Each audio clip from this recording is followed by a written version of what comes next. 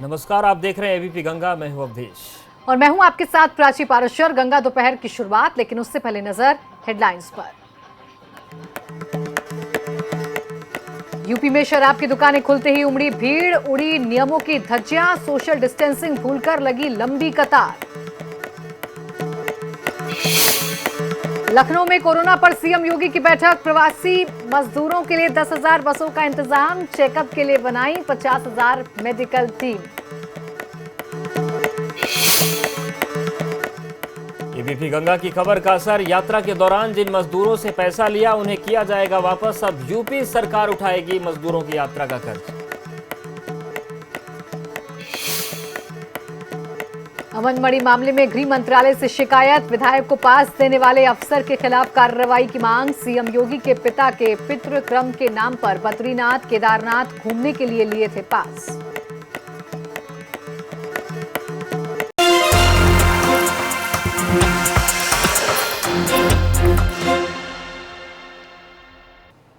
और गंगा दोपहर की शुरुआत करते हैं बड़ी खबर के साथ। बड़ी खबर मथुरा से है, जहां पर कोरोना पॉजिटिव बुजुर्ग की मौत हुई है।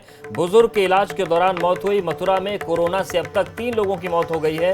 थाना गोविंद नगर क्षेत्र के लाल दरवाजा इलाके की यह घटना है, जहां पर कोरोना पॉजिटिव एक बुजुर्ग की मौत हो गई। और हमारे संवाददाता सौरभ जुड़ गए हैं ज्यादा जानकारी के साथ। सौरभ, क्या अपडेट है आपके पास? मथुरा में भी लगातार मामले बढ़ते जा रहे हैं। देखिए, बिल्कुल मथुरा में एक हफ्ते से लगातार मामले बढ़ते जा रहे हैं और ये मथुरा में तीसरी मौत है। मथुरा में अब तक 31 मामले सामने आ चुके हैं, जिनमें 5 सही होकर अपने घर जा चुके हैं। तो बता दें आपको कि जो इसकी मौत हुई है, इसके घर में 2 लोगों की मौत हो चुकी है अब तक। मतलब एक पहले महिला की मौत हुई थी जिनकी भाभी थी, और आज जो मोहन लाल है इनकी आज मौत हो गई है। इनके पूरे परिवार को क्वारंटाइन किया गया था, जिसके बाद इनकी आज अस्पताल में इलाज के दौरान मौत हो गई। शुक्रिया सौरभ, जानकारी और अपडेट्स को देने के लिए।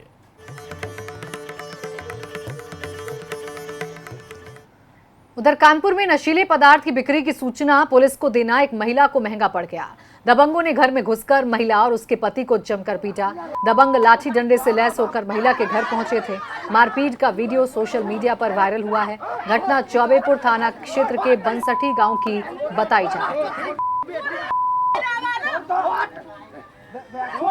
कानपुर की तस्वीर, जहां पर एक महिला के साथ मारपीट हुई। हालांकि बीच बचाव में कई लोग आए और आपस में उलझ गए। दबंगों ने घर में घुसकर मारपीट की। बड़ी मुश्किल के बाद उस महिला को बचाया जा सका।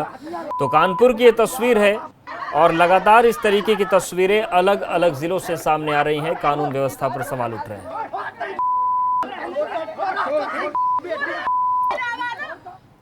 और अब बात आगरा की, जहां पर राशन कोटेदार लॉकडाउन में बेलगाम हो गए हैं। यहां पर घटतौली का विरोध करने पर युवक को पीटा गया, लेकिन यहां पर किसी ने भी पीड़ित युवक की नहीं सुनी। ये मामला थाना सदर के शहीद नगर चौकी का है। अब ये वीडियो वायरल हो रहा है।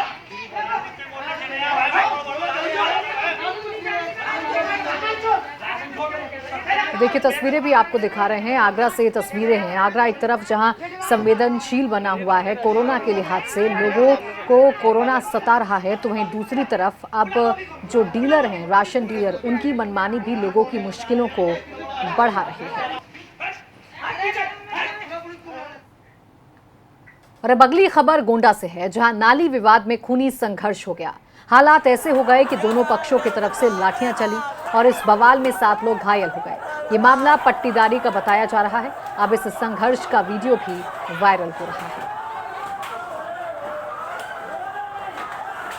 तो नाली का विवाद था और 2 पक्षों में जमकर मारपीट हो गई और लगातार इस तरीके की तस्वीरें सामने आ रही हैं।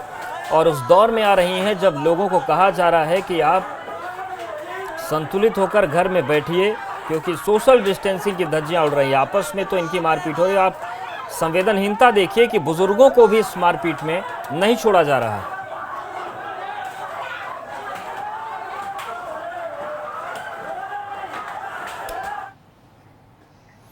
और अब आपको श्रावस्ती से आई विचलित कर देने वाली तस्वीर दिखाते हैं, जहां पर इलाज के अभाव में एक मासूम की मौत हो गई। लॉकडाउन में मासूम बच्ची को इलाज नहीं मिला और अपने मासूम को लेकर ये माँ दर दर भटकती रही, अस्पतालों में जाती रही, लेकिन इलाज करने से मना कर दिया गया। ऐसी तस्वीरें आगरा से भी सामने आ चुकी हैं, जहां पर एक बच्चे की मौत हो गई थी। तो स्वास्थ्य विभाग को सोचना होगा कि उनकी व्यवस्था की हालत क्या है। और उत्तर प्रदेश के श्रमिकों को लेकर एक और ट्रेन आज सुबह चारबाग स्टेशन पहुंची। इस ट्रेन में नागपुर से 977 श्रमिकों को लाया गया। एक तरफ श्रमिकों को जहां अपने घर जाने की खुशी थी, तो वहीं इस बात का अफसोस भी कि ऐसे हालात में भी उनसे टिकट के पैसे ले लिए गए। उत्तर प्रदेश के श्रमिकों को दूसरे राज्यों से लाने का सिलसिला लगातार जारी है। कल नासिक से यात्रियों को लाए जाने के बाद, श्रमिकों को लाए जाने के बाद आज नागपुर से 977 श्रमिकों को लखनऊ लाया गया है। हम इस समय चारबाग रेलवे स्टेशन पर मौजूद हैं और आप देख सकते हैं कि बसें जो हैं वो लाइन से लगी हुई हैं। यहाँ पर जो यात्री लाए गए हैं उनकी स्क्रीनिंग करके एक एक यात्री की उनको लाया जा रहा है। अलग अलग ज़िले में जहाँ के ये यात्री हैं उनको भेजा जा रहा है। बसों में यात्री जो बैठाए गए हैं, जो श्रमिक बैठाए गए हैं, उसमें भी सोशल डिस्टेंसिंग का पूरा पालन कराया जा रहा है। यहाँ पर 45 बसें लगाई गई हैं। इन सभी यात्रियों को उनके अपने अपने ज़िले में पहुंचाने के लिए यहाँ पर लगातार जो अधिकारी हैं, चाहे वो अधिकारी परिवहन विभाग के हों, चाहे जिला प्रशासन के, सभी यहाँ पर पूरी मुस्तैदी से तैनात है। और इस बात का ध्यान रखा जा रहा है कि कोई भी श्रमिक बिना स्क्रीनिंग के यहाँ से ना जा पाए। इतना ही नहीं, आज शाम को ही एक और ट्रेन बड़ौदा से श्रमिकों को लेकर राजधानी लखनऊ पहुंचेगी और इस ट्रेन से बताया जा रहा है कि बड़ौदा से करीब 1200 के आसपास श्रमिकों को लखनऊ लाया जाएगा, जो अलग अलग ज़िलों के हैं उत्तर प्रदेश के। और उसके बाद करीब 50 बसों से उन यात्रियों को भी उनके ज़िलों में पहुँचाया जाएगा। कैमरा सहयोगी जितेंद्र के साथ शैलेश अरोरा, एबीपी गंगा, लखनऊ।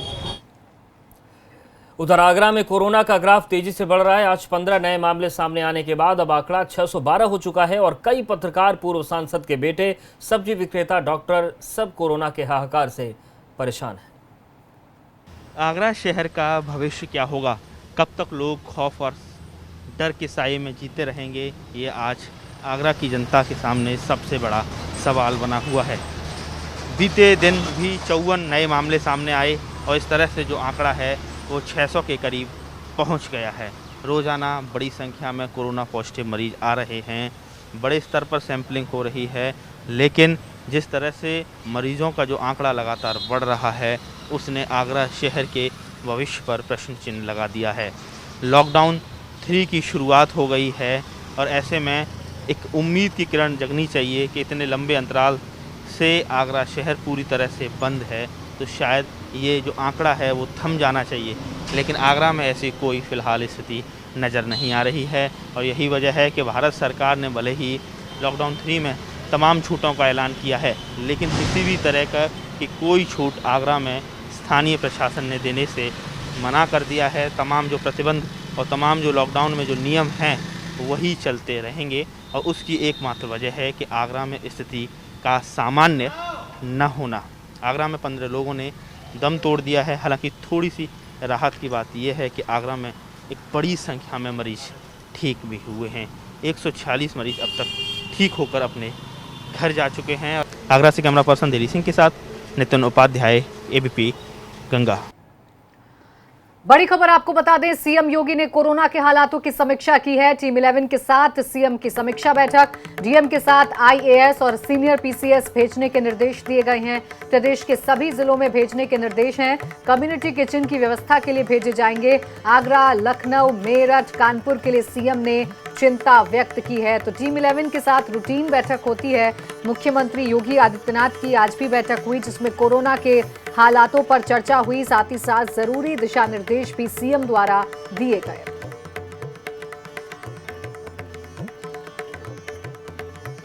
तो कम्युनिटी किचन को लेकर व्यवस्थाएं दुरुस्त करने की जरूरत इसलिए भी है क्योंकि बड़ी संख्या में अब जब मजदूरों को ट्रेन के जरिए उत्तर प्रदेश में लाया जा रहा है और इसके साथ ही साथ मुख्यमंत्री ने 12 से 15 लाख की क्षमता वाले शेल्टर होम और कम्युनिटी किचन बनाने के निर्देश दिए हैं। इन सब के बीच इन व्यवस्थाओं को दुरुस्त करने की जरूरत है। संतोष शर्मा हमारे संवाददाता जुड़ गए फोन लाइन पर। संतोष, और क्या कुछ अहम रहा आज की टीम 11 की बैठक में?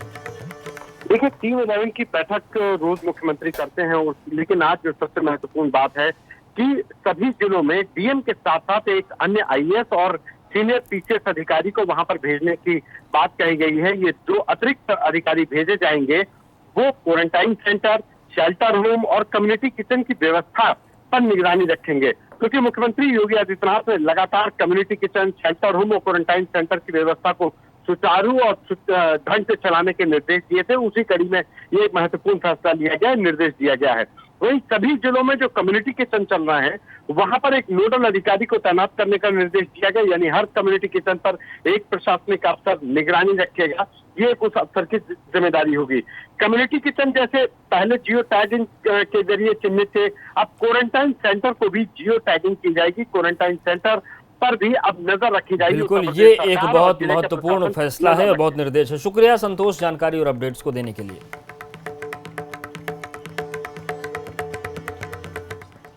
और अब बात प्रयागराज की, जहां कोरोना संक्रमितों को क्वारंटीन करने के खिलाफ स्थानीय लोगों ने हंगामा किया।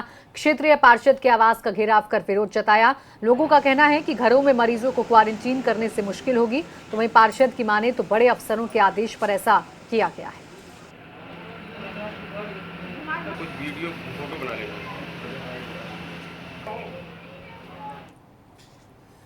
और ग्रेटर नोएडा में लॉकडाउन की धज्जियां उड़ गई। दादरी इलाके में लोग बिना परमिशन के दुकानों पर भीड़ लगाते हुए सोशल डिस्टेंसिंग का मजाक बनाते नजर आए। इसके बाद जब पुलिस मौके पर पहुंची तब किस तरीके से दुकान को बंद कराया गया, तो हालात वहां पर विकट हो गए। और ग्रेटर नोएडा में जिस तरीके से दादरी इलाके में लोगों की भीड़ उमड़ी, उसके बाद बड़ी मुश्किल के बाद पुलिस ने हालात को काबू में किया।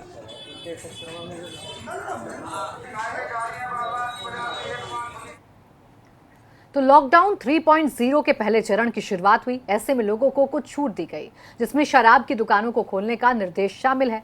सरकार ने शराब की बिक्री के दौरान सोशल डिस्टेंसिंग का पालन करने का निर्देश दिया था, लेकिन सब कुछ भूल भाल कर लोग शराब की दुकानों पर जाकर इकट्ठा हो गए।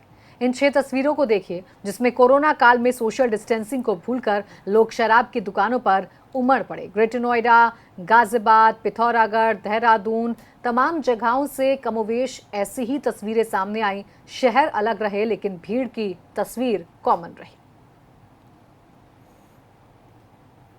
तो एबीपी गंगा भी लगातार अपील कर रहा है ऐसे लोगों से कि शराब की दुकानों पर अगर आप जा रहे हैं तो सोशल डिस्टेंसिंग का पालन जरूर करें, यह आपकी जान का भी मसला है। हालांकि यूपी के कई जिले ऐसे हैं जहां लॉकडाउन फेज 3 में किसी भी तरह की रियायत नहीं दी गई। उनमें से एक है ताजनगरी आगरा। यहां जिले में शराब की दुकानें पूरी तरीके से बंद रहेंगी। आगरा के दीवानी चौराहे पर मौजूद मॉडल शॉप से संवाददाता नितिन उपाध्याय की ये रिपोर्ट देखिए।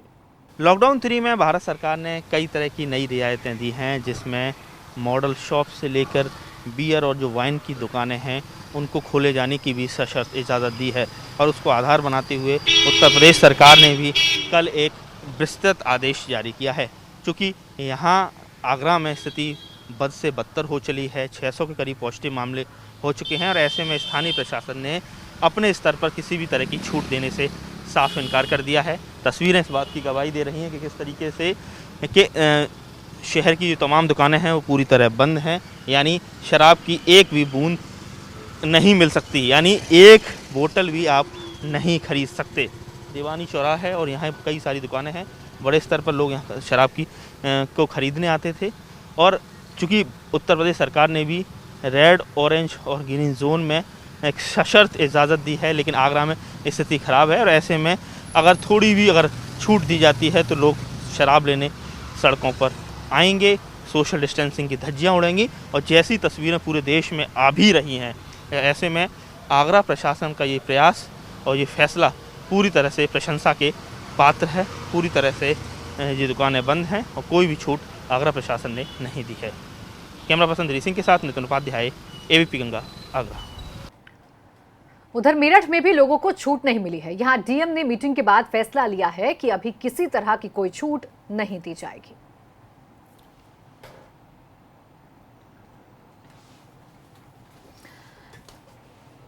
तो मेरठ में भी सख्त फैसला लिया गया है और जिलाधिकारी ने तय किया है कि जो हालात मेरठ में बने हैं, जिस तरीके से कोरोना में मौत लगातार हो रही है, उसके मद्देनज़र अभी छूट नहीं दी जाएगी। सरकार की नई गाइडलाइन में कहा गया कि 4 मई से जो सरकारी अंग्रेजी शराब की दुकानें हैं वो सुबह 10 बजे से शाम 7 बजे तक सशर्त खुलेंगी, लेकिन कंटोनमेंट एरिया में ये दुकानें नहीं खोली जाएंगी। इस वक्त हम मेरठ के सफीपुर में मौजूद हैं, जहां आप देख सकते हैं कि मेरे पीछे एक अंग्रेजी शराब की दुकान है जो पूरी तरीके से बंद है। मेरठ जिलाधिकारी ने निर्णय लिया है कि मेरठ में किसी तरीके की ढील नहीं दी जाएगी, ना ही अंग्रेजी शराब की दुकानें खोली जाएंगी, लेकिन ग्रामीण क्षेत्रों में ढील देने की बात कही गई है। इसीलिए मुख्य विकास अधिकारी के नेतृत्व में एक कमेटी बनाई गई है जो ग्रामीण क्षेत्रों का जायजा लेगी और वहां की स्थिति का आकलन करके आज शाम तक अपनी रिपोर्ट जिलाधिकारी को सौंपेगी, जिस रिपोर्ट के आधार पर जिलाधिकारी निर्णय लेंगे कि आखिरकार ग्रामीण क्षेत्रों को किन शर्तों पर छूट दी जाए और कौन कौन सी दुकानें, फैक्ट्रियां और कंपनियां खोली जा सकती हैं। लेकिन उनके लिए भी गाइडलाइन जारी की जाएगी और उन्हें भी शर्त छूट दी जाएगी। अब देखने वाली बात ये होगी कि क्या अंग्रेजी शराब की दुकानें मेरठ में ग्रामीण क्षेत्रों में खुलेंगी या फिर शहरी क्षेत्रों की तरह वो भी बंद रहेंगी, क्योंकि प्रशासन सख्त है और यहाँ पर कोविड-19 के मरीजों का आंकड़ा लगातार बढ़ रहा है, क्योंकि अभी कुछ घंटे पहले 25 नए पॉजिटिव पेशेंट पाए गए हैं, जिसकी वजह से जिला अधिकारी ने ठोस निर्णय लिया है और कहा है कि लॉकडाउन पार्ट 3 का कड़ाई से पालन कराया जाएगा और किसी तरीके की छूट नहीं दी जाएगी। मेरठ से वीडियो जर्नलिस्ट दीपक शर्मा के साथ बलराम पांडे, एबीपी गंगा।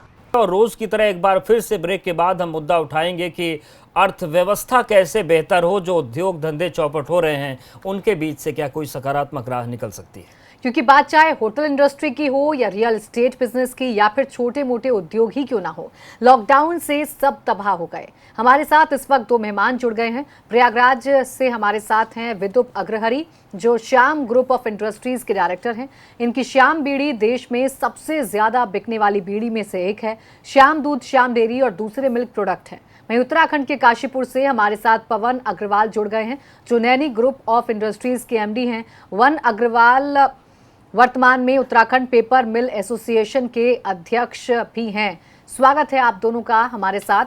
पवन जी, आपसे ही शुरुआत करना चाहूंगी और आपसे समझना चाहूंगी कि इस लॉकडाउन को जहां कोरोना वायरस के खिलाफ सबसे कारगर चीज के तौर पे देखा जा रहा है, तो वहीं उद्योग जगत के लिहाज से बहुत नुकसानदायक भी है। किस तरीके से देख रहे हैं इसके प्रभाव को? धन्यवाद प्राची जी। सर्वप्रथम तो पेपर उद्योग की तरफ से मुझे इनवाइट करने के लिए इस कार्यक्रम में आपका बहुत बहुत धन्यवाद। देखिए, जो सवाल आपने करा है उसको थोड़ा सा इस तरह से देखें कि ये एक बहुत बड़ी चुनौती हमारे देश के लिए है। तो हम एज अ उद्योग भी अगर हम इसको देखते हैं तो हम ये पाते हैं कि समस्याएं तो बहुत हैं, चुनौतियां बहुत बड़ी हैं, लेकिन ऐसा नहीं है कि उनसे पार नहीं पाया जा सकता। हमें जरूरत है एक कारगर कार्य प्रणाली बनाने की, और वो सरकार का भी उसमें सहयोग चाहिए, उद्योग का भी चाहिए और समस्त समूह का, समाज का उसमें सहयोग चाहिए। तो सबसे पहले अगर समस्याओं की बात करें तो सबसे बड़ी समस्या तो यह है कि आज जो चलता हुआ पहिया हमने एकदम से रोक दिया है, उसको दोबारा चालू करने के लिए विशेष एफर्ट चाहिए जी। और वो एफर्ट्स हर स्तर पे होने चाहिए। तो सबसे बड़ी समस्या जो हमको दिखाई दे रही है वो ये दिखाई दे रही है कि आज नकदी की एक बहुत बड़ी रुकावट आ चुकी है। अब अगर हमें उद्योग दोबारा चलाने हैं तो अपने को पैसा चाहिए, कैश चाहिए, और वो हमारे जितने भी देनदार हैं मार्केट से, वो चेन, वो साइकिल पूरी रुकी हुई है। तो सर्वप्रथम तो हमें जो समस्या दिखाई दे रही है वो दिखाई दे रही है क्राइसिस ऑफ लिक्विडिटी। और फिर दूसरे हम देखें, आप लगातार ये खबरें आ रही हैं कि मजदूरों को, कामगारों को बिल्कुल, ये दोनों बड़ी महत्वपूर्ण चीजें हैं और इन्हीं दोनों सवालों के साथ विदुप अग्रहरी जी मैं आपके साथ आ रहा हूं। जो लिक्विडिटी की बात की या फिर कामगारों को जो काम की कमी है उसकी बात पवन जी ने की। अगर हम दुग्ध उद्योग की बात करें तो कई रिपोर्ट्स ऐसे सामने आई हैं कि कंजम्पशन बहुत ज़्यादा कम हो गया है, और बीड़ी उद्योग की बात करें तो उसमें तो वो निचले पंक्ति का व्यक्ति फायदा जो पहुंचता है, जो गरीब है, जो वनांचल इलाके का है, जो आदिवासी है, जो जंगलों में रह रहा है। तो किस तरीके से इस इंडस्ट्री को धक्का पहुंचा है इस लॉकडाउन के चलते, और आगे की क्या राह दिखती है आपको? देखिए, बीड़ी इंडस्ट्री तो एकदम रुक गई है क्योंकि टोबैको पे एकदम रोक लगा हुआ है। इसका प्रोडक्शन भी रुक गया है, इसका कंजम्पशन भी रुक गया है, कंज्यूमर्स को मिल भी नहीं रहा है। ये तो साइकिल एकदम रुक गई है। हाँ, दूध इंडस्ट्री जो है वो रिड्यूस हुई है क्योंकि अभी घरेलू इस्तेमाल हो रहा है, कॉमर्शियल यूजेज एकदम ख़त्म हो गया है, तो इसका कंजम्पशन रिड्यूस हो गया है। और इसका साइड इफ़ेक्ट जो पड़ रहा है, जो दुग्ध उत्पादक हैं, जो कैटल ओनर्स हैं, जो गाय भैंस पालते हैं, वो जो दूध उनके पास जो होता था वो अब उनके ख़रीदार उनके पास नहीं मिल रहे हैं, तो ये इस तरीके से उनको मार पड़ रही है। जी, तो आने वाले वक्त में किस तरीके से आप देख रहे हैं, खासतौर से अगर हम इन दोनों ही सेक्टर्स की बात करें, क्या सुधार की गुंजाइश लगती है आपको? जी हाँ, अभी सुधार की गुंजाइश तो बाद में देखेंगे, पहले तो ये देखना है कि शुरुआत कहाँ से करनी है, क्योंकि सिस्टम पूरा का पूरा रुक गया है और साइकिल रुक गई है। शुरुआत कहाँ से होगी ये अभी किसी को समझ में नहीं आ रहा है। बड़े बड़े विशेषज्ञ भी लगे हुए हैं, ये लॉकडाउन कहाँ तक चलेगा ये किसी को नहीं मालूम है। और बल्कि इस पे हम अपना विचार ये रखना चाहेंगे कि अब लॉकडाउन के साथ साथ अब इसमें मेडिकल सर्विसेज जो हैं वो इंडिया में कहीं पे भी बहुत ज़्यादा सुचारू रूप से उसको कारगर नहीं किया जा रहा है। हम लोग फॉर्चुनेटली बहुत सक्सेसफुल लॉकडाउन रहा है हमारी कंट्री का, और वर्ल्ड वाइड हमारी कंट्री की डेथ रेट किसी भी कंट्री से कंपेयर कर ले सबसे कम है। लेकिन अनफॉर्चुनेटली हमारे यहाँ मेडिकल सर्विसेज अभी हम इलाहाबाद की अगर हम बात करें तो स्वरूप रानी मेडिकल कॉलेज में शुरुआत से मैं बचपन से सुनता चला रहा हूँ कि वहाँ पे मात्र 2 ये वेंटिलेटर्स हैं। इतनी बड़ी आपदा आई हुई है और वेंटिलेटर्स का कोई इंतजाम नहीं कदम किया सरकार गया के है। द्वारा उठाए जा रहे हैं, लेकिन उद्योग किस तरीके से ठप हैं, जिस तरीके से आपने ही बताया कि चुनौतियां बहुत सारी हैं। पवन जी, चुनौतियों का जिक्र तो आपने कर दिया, लेकिन ये जो चुनौतियां हैं इनको कैसे पार पाया जाएगा? सरकार से क्या आप सहयोग की उम्मीद कर रहे हैं? किस तरीके से आगे का रोड मैप आप देख पा रहे हैं? देखिए प्राची जी, सबसे बड़ी बात यह है कि जितना बड़ा क्राइसिस उतनी बड़ी अपॉर्चुनिटी, मेरा तो मानना यह है। और पेपर उद्योग की सबसे खास बात यह है कि ये रोजगार जनक है। यहाँ पर रोजगार के असीम अवसर हैं और इन अवसरों को सरकार को और उद्यमियों को मिलकर एनकैश करने की आवश्यकता है। देखिए, आगे हम ये देख रहे हैं कि समस्याएं जरूर है, लेकिन जो पहिया बिल्कुल रुक गया है उसको हमें धीरे धीरे शुरू करना पड़ेगा। फिर हमको धीरे धीरे कैपेसिटीज को रैंप अप करना पड़ेगा। और मैं समझता हूँ कि नई नई अपॉर्चुनिटीज हैं और हमें ये अगले 2 से 3 महीने बाद हम ये देखते हैं कि हम एक बड़े अच्छे स्तर पे अपने प्रोडक्शन को ले जा सकते हैं और देश की अर्थव्यवस्था को वापस पटरी में लाने पे पेपर उद्योग का एक बहुत बड़ा रोल हो सकता है। तो मैं तो बहुत ऑप्टिमिस्टिक हूं। बिल्कुल, और शायद इसी आशा के साथ आगे बढ़ना भी होगा कि जितना बड़ा नुकसान उतनी बड़ी उम्मीद हमें लेकर आगे बढ़ना होगा। आप दोनों का बहुत शुक्रिया हमारे साथ जुड़ने के लिए, बातचीत करने के लिए। तो ये पूरी तस्वीर थी और अब शराब के शौकीनों की बात करते हैं। बिल्कुल, शराब के शौकीनों को गाजियाबाद में निराशा हाथ लगी है। यहाँ शराब की दुकानों को खोलने को लेकर असमंजस की स्थिति बनी हुई है। शराब की दुकानों के बाहर लोगों की भीड़ लग गई और दुकानों के खुलने का इंतजार होता रहा, लेकिन असमंजस की वजह से वहां पर जो शराब के शौकीन हैं उनको निराशा हाथ लगी। सर, बारिश के लिए आया हूँ। कितने दिनों से नहीं हुई? 1.5 महीने से। आज खुलेंगी दुकानें? हाँ सर, खुलेंगी। लेके पाए हैं शराब की दुकान पर। किस लिए आए? खरीदने? हाँ जी, लेना आए हैं। 40 दिन हो गए जब से लॉकडाउन है, जब से ड्रिंक नहीं करी है। आज क्या ठेके खुलेंगे? हाँ, कल से यूपी सरकार के ग्रीन जोन में जो हुए हैं ठेके खुलने का आदेश दिए हैं। और कन्नौज में मां से नाराज होकर बेटी ने फांसी लगा ली। मामला छिबरा मऊ का है। बताया जा रहा है कि मां की पिटाई करने पर विवाहिता बेटी ने फांसी लगाकर अपनी जान दे दी। मृतका की शादी 5 साल पहले हुई थी और 2 साल से पति से अनबन के बाद वो मायके में ही रह रही थी। वहीं पुलिस का कहना है कि अवैध संबंध के चलते विवाहिता ने फांसी लगाई है।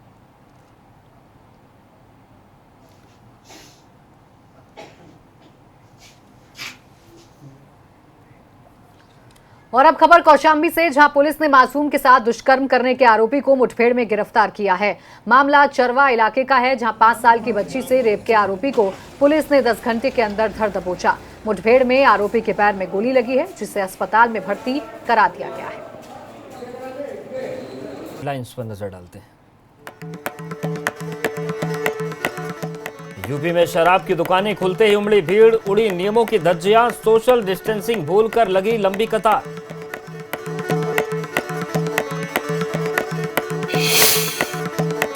लखनऊ में कोरोना पर सीएम योगी की बैठक। प्रवासी मजदूरों के लिए 10,000 बसों का इंतजाम। चेकअप के लिए बनाई 50,000 मेडिकल टीम।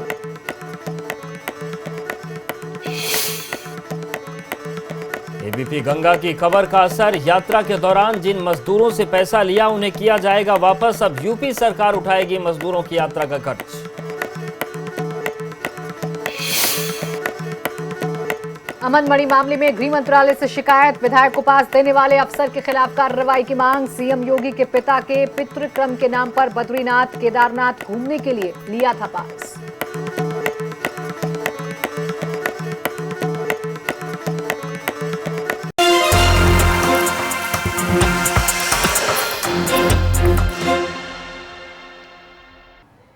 और आइए शुरुआत बड़ी खबर के साथ। विधायक अमन मणि के झूठ की अब पोल खुल गई है। खुद को बचाने के लिए सीएम का सहारा लिया था। मामले में सरकार ने अब बयान जारी कर दिया है और कहा है कि अमन मणि ने जो किया उसके लिए वो खुद जिम्मेदार हैं। विधायक अमन मणि के बयान पर आपत्ति भी जताई गई है। अपर मुख्य सचिव अवनीश अवस्थी ने सरकार का बयान जारी किया है। तो ये बड़ी खबर आपको बता दें, अमन मणि त्रिपाठी जो सीएम के नाम पर झूठ बोलकर बद्रीनाथ केदारनाथ जाना चाहते थे और जब पुलिस ने उनको रोका तो उनके साथ अभद्रता की, बदतमीजी की, जिसके बाद वो चर्चा में आए और सवाल उठने लगे। अब सरकार ने किनारा कर लिया है अमन मणि त्रिपाठी से और साफ कर दिया है कि जो उन्होंने किया उसके लिए वो खुद जिम्मेदार हैं।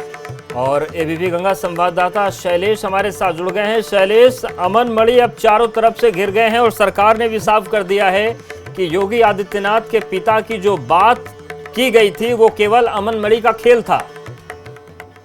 बिल्कुल निश्चित रूप से अब देश जिस तरह से ये मामला सामने आया है और राज्य सरकार ने साफ कर दिया है कि अमन मणि को उत्तराखंड जाने के लिए ना तो मुख्यमंत्री जी ने अधिकृत किया था और ना ही राज्य सरकार की तरफ से अधिकृत किया गया था। उन्होंने जो भी किया वो उसके लिए खुद जिम्मेदार है विधायक, और उनसे जुड़ी बातों को मुख्यमंत्री के साथ भ्रामक तरीके से जोड़ा जाना जो है उस पर भी आपत्ति जताई गई है।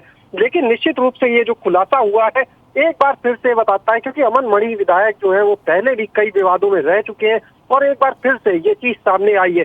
हालांकि देखिए, सुबह ही जब हम लोग इस खबर पर बात कर रहे थे तो उस समय भी यही बात आई थी कि जब खुद मुख्यमंत्री अपने पिता की अंत्येष्टि में नहीं जाते हैं तो आखिर उन्होंने इनको कैसे अधिकृत कर दिया होगा, ये सवाल लगातार उठ रहा है। और जिस तरह से इनका व्यवहार रहा विधायक अमन मणि का वहां पर प्रशासनिक अधिकारियों के साथ, वो भी काफी सवालों के घेरे में रहा। लेकिन अब जो सवाल उठते हैं वो इस बात पर भी आते हैं कि एक विधायक इतना बड़ा झूठ बोल जाता है प्रदेश के मुखिया के नाम पर, मुख्यमंत्री के नाम पर इतना बड़ा झूठ। और दूसरा ये सवाल भी है कि आखिर उत्तराखंड में अमन मणि को पास कैसे जारी कर दिया गया, प्रमुख सचिव के स्तर से कैसे अनुमति मिल जाती है, 1 दर्जन लोगों का काफिला कैसे चलता जाता है, इतने बॉर्डर वो कैसे क्रॉस कर जाता है, ये सारे सवाल हैं। और इस मामले में निश्चित रूप से जो भी जिम्मेदार हैं अब उनके ऊपर बड़ी कार्रवाई की जा सकती है। बिल्कुल। और देखिए शैलेश, ये जरूरी भी है सरकार की छवि के लिहाज से भी और कानून तोड़ने के लिहाज से भी। शुक्रिया आपका तमाम जानकारी के लिए शैलेश। और इस वक्त की बड़ी खबर एक और आ रही है। सिविल सर्विसेज की प्रारंभिक परीक्षा टल गई है। 31 मई को यूपीएससी का प्रीलिम्स होना था, लेकिन अब इसे टाल दिया गया है। अभी परीक्षा की नई तारीख का ऐलान नहीं हुआ है। तो जो लोग यूपीएससी की तैयारी कर रहे हैं उनके लिए ये एक अच्छी खबर है कि उन्हें तैयारी का थोड़ा और मौका मिलेगा। जो प्रीलिम्स परीक्षा है उसको फिलहाल के लिए टाल दिया गया है। अविनाश तिवारी हमारे संवाददाता फोन लाइन पर जुड़ गए हैं। अविनाश, तारीख जो है वो अब टल गई है। 31 मई को परीक्षा होनी थी जो नहीं होगी। नई तारीख कब तक आएगी, क्या संभावना? देखिए प्राची, अभी यूपीएससी ने अपनी तरफ से एक बयान जारी किया है जिसमें उसने बताया है कि लॉकडाउन की वजह से जो तमाम सारे सेंटर्स बनने थे प्रारंभिक परीक्षा के लिए सिविल सर्विसेज की, वो नहीं बन पाए हैं। इस वजह से 31 तारीख को जो परीक्षा होनी थी उससे टाला जा रहा है। 20 तारीख को एक बार फिर से यूपीएससी के तमाम सारे जो अधिकारी हैं वो बैठक करेंगे। उसके बाद नई तारीख का ऐलान किया जाएगा जो कि यूपीएससी की ऑफिशियल वेबसाइट में आगे अपडेट भी कर दिया जाएगा और मीडिया में भी प्रेषित कर दिया जाएगा। शुक्रिया अविनाश, जानकारी और अपडेट्स को देने के लिए।